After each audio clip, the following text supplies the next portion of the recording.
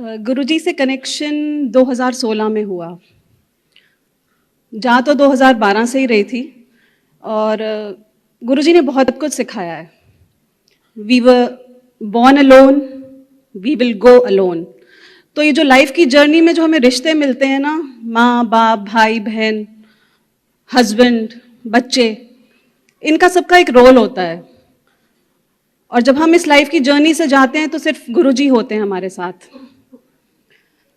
मेरे mom dad जाया करते थे गुरुजी के, तो डैड ने मुझे बोला 2012 से पहले की बात है ये, कि that you should also go, तुम्हें जाना चाहिए गुरुजी के, एक बार जाओ। मैंने कहा आपको क्या हो गया, आप तो बचपन से शिव जी के जाते थे, अब ये गुरुजी से कैसे कन्वर्ट हो गए? तो डैडी बोले कि वो भी शिव जी ही हैं, तुम जाओ तो सही एक बार। मैंने कहा देखिए मैं तो गुरु जी के और इन गुरुओं को तो मानती नहीं, मैं गुरुद्वारे जाती हूँ तो वहीं जाऊंगी मैं, मेरा गुरु जी से कोई कनेक्शन नहीं। तो डैडी ने बोला नहीं, you will go one day, I am sure you will go. हमारे पास में नेबर्स रहते थे, वो जा रहे थे गुरुजी के, तो मैंने बोला डैडी इतना बोल रहे हैं तो एक बार चलो जाके देख लेते हैं। वहाँ पे फिर मैं गई, मेरा कोई ऐसा सच कनेक्शन नहीं हुआ, मैं वापस आ गई। रादर मुझे हंसी और आई, आके मैंने डैड को बोला कि मैंने कहा ये गुरुजी थे, कैसा इनका डेकोर था, और इतना इन्होंने गुरुजी के, जैसे हमारे दिमाग में इमेज होती है ना कि गुरुजी बड़े दो साधु बाबाज एंड ऑल दैट टाइप्स। तो मेरा कोई कनेक्शन नहीं है और मैं वापस आ गई। इन 2012 आई लॉस्ट माई फादर। उनकी डेथ के 2 मंथ्स बाद ही मैंने जाना शुरू करा। पर जानने और मानने में फ़र्क मुझे काफ़ी देर बाद पता चला गुरुजी का। तो 2012 के बाद मैंने every Monday I use to go to Guruji. मुझे सत्संग या इसकी किसी चीज़ की नॉलेज नहीं थी। 2012 के बाद मैंने जाती थी, एवरी मंडे जाती थी, तो मुझे कुछ ना कुछ वहाँ से मिल जाता था। प्रवीण अंकल बाहर होते थे, कभी हर तरह की माला मिल जानी, लॉकेट मिल जाना, स्वरूप मिल जाना। तो धीरे धीरे घमंड आ गया, जैसे कि हम गुरुजी वाले हैं वैसा घमंड आ गया। और सारी चीज़ें मुझे मिली, जो मेरी इच्छा थी कि मुझे ये स्वरूप मिले, ऐसा स्वरूप मिले, ये माला मिले। लेकिन जब गुरुजी के चरण स्वरूप की बारी आती थी तो मेरा हमेशा वो खत्म हो जाते थे, मैं भी भूल गई। टाइम निकलता रहा, लाइफ की जर्नी चल रही थी, घमंड आता गया कि हम तो गुरुजी वाले हैं, हमें तो कुछ हो ही नहीं सकता, हम गुरुजी वाले हैं। तो ये चीज़ अंदर घर करती गई। प्रॉब्लम्स पहले भी थी, नानक दुखिया सब संसार, सभी के पास प्रॉब्लम्स हैं। प्रॉब्लम्स अब भी हैं, पहले भी थी, बट उनको टैकल करने का वे बहुत डिफरेंट हो गया था।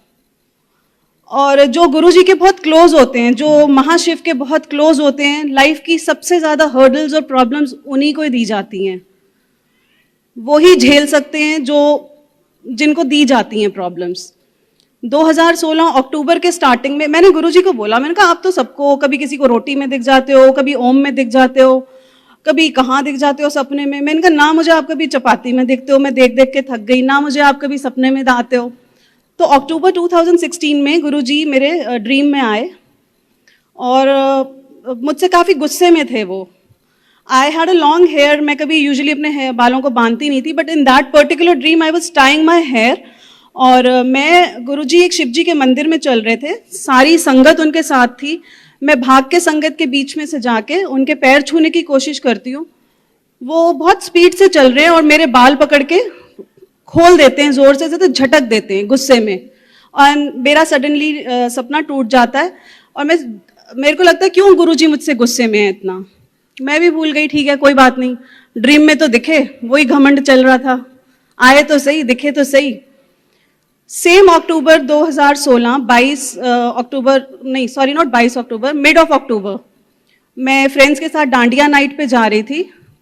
I was taking a selfie और मैं फेंट हो गई वहाँ पे। फेंट होने के बाद नेक्स्ट डे मेरे को थोड़ी चोट वगैरह आई। नेक्स्ट डे मैंने अपनी मदर को बताया, फैमिली में बताया, तो उन्होंने बोला कि डॉक्टर से बात करते हैं, क्योंकि माइग्रेन इशू तो रहता ही था।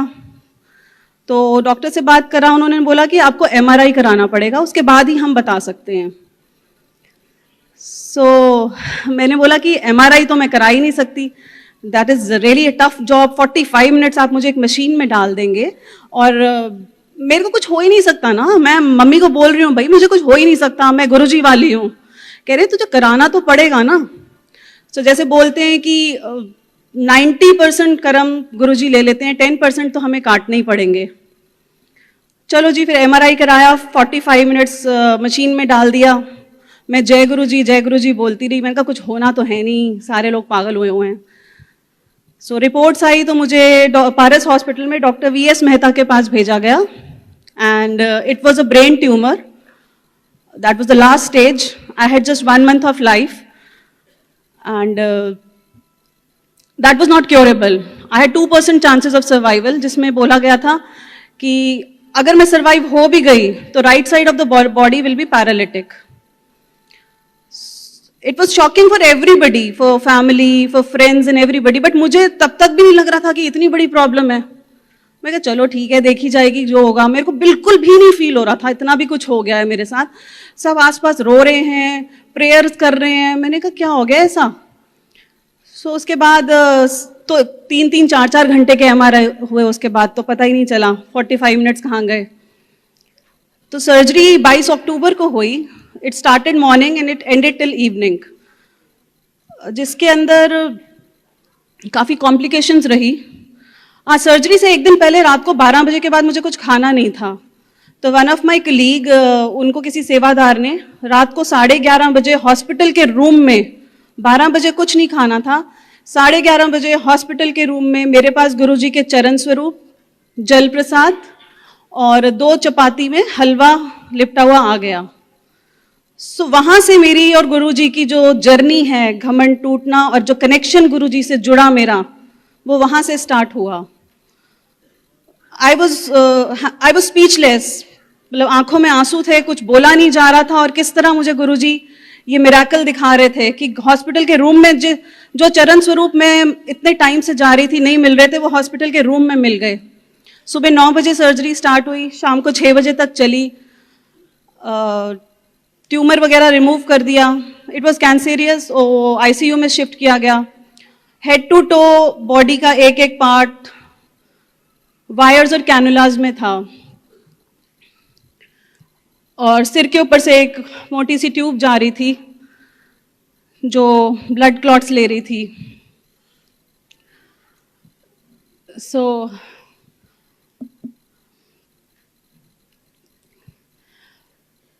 बाय डिफॉल्ट कुछ यहाँ पे वायर्स लगी थी.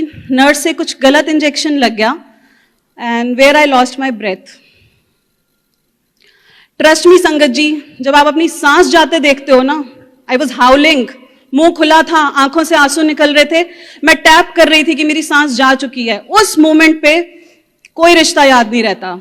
आपके बच्चे, आपके फादर मदर, कुछ नहीं याद रहता. सिर्फ आपको अपना शरीर याद रहता है. आप एक सांस जो मांगते हो ना, वो एक सांस. हमें ये जो ह्यूमन बॉडी मिली है ना, मनुष्य का जीवन मिला है, we have to completely respect that, and we are blessed to have that.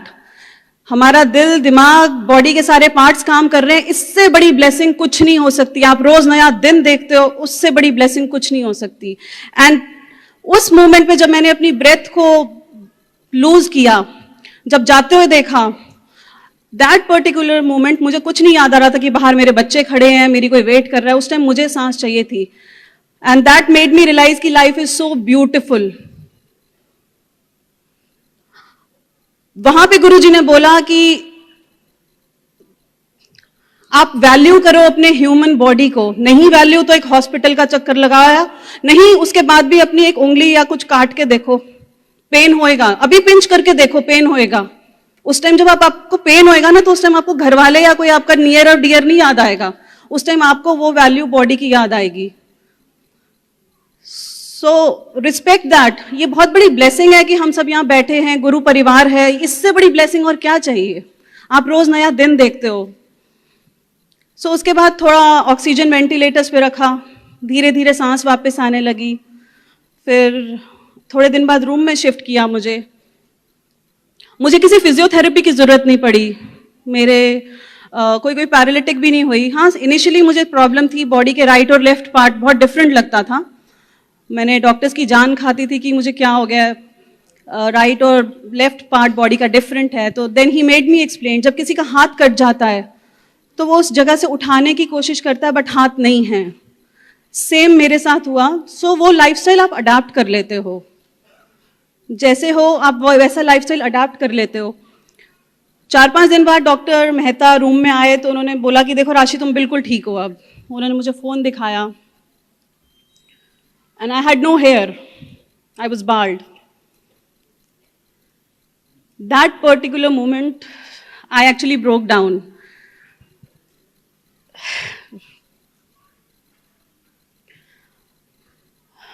सो वहाँ मेरा जर्नी गुरुजी के साथ स्टार्ट हुई, जब उन्होंने वो जो ड्रीम दिखाया था मेरे बाल पकड़ के फेंकना और मेरे बाल सिर पे नहीं होना, आई कुड कोरिलेट दैट। सो उसके बाद बस धीरे धीरे ठीक होने लगे, गुरुजी के साथ इतना जुड़ गए कि अब तो बिल्कुल like he is the best. वो मतलब घर में रहते हैं, अंदर रहते हैं, हर जगह गुरुजी हैं। So all I want to say is कि we are totally blessed. Value your life as an individual, value yourself, value your body। गुरुजी ने आपको जो दी है,